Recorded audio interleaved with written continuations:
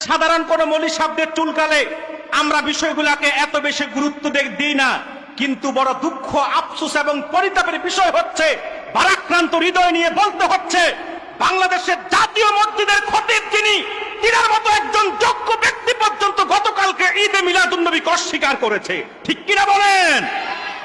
জাতীয় মসজিদের মতো একটি গুরুত্বপূর্ণ জায়গায় যে ব্যক্তি খেতাবাতের দায়িত্ব পালন করে, অন্তত এই ভারসাম্যহীন বক্তব্য তার মুখে শোভা পায় না। ঠিক কিনা বলেন?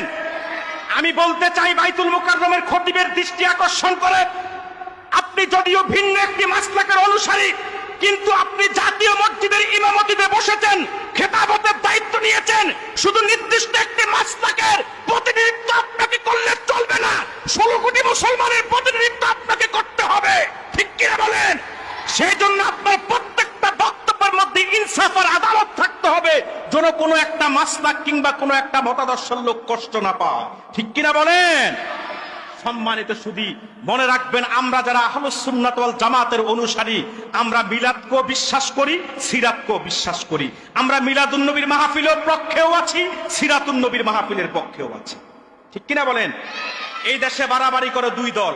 একদল হচ্ছে যারা ওহাবি, নজদি, তারা মিলাদুন নবীকে অস্বীকার করে, বলে মিলাদুন নবী বর্জন করো, সিরাতুন নবী কায়েম করো। আর যারা কট্টরপন্থী বেদাতি, তারা মিলাদুন নবী পক্ষে নিয়ে এত বাড়াবাড়ি করে, বলে সিরাতুন নবী বর্জন করো, মিলাদুন নবী কায়েম করো। আচ্ছা বলেন তো, বোকার দল ধরলো কি আর সারলো কি? কথা বলেন। বোকার দল ধরলো কি আর সারলো কি? মিলাদ যার, সিরাত তো তার। ঠিক কিনা বলেন?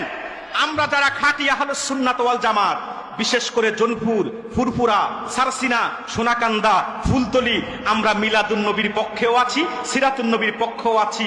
মিলাদ রাসূলুল্লাহর আগমনের জন্ম বৃত্তান্তের ঘটনাগুলোকে আমরা স্মরণ করি, আর সিরাত রাসূলুল্লাহ 63 বছরের জিন্দেগিকে অনুসরণ করি।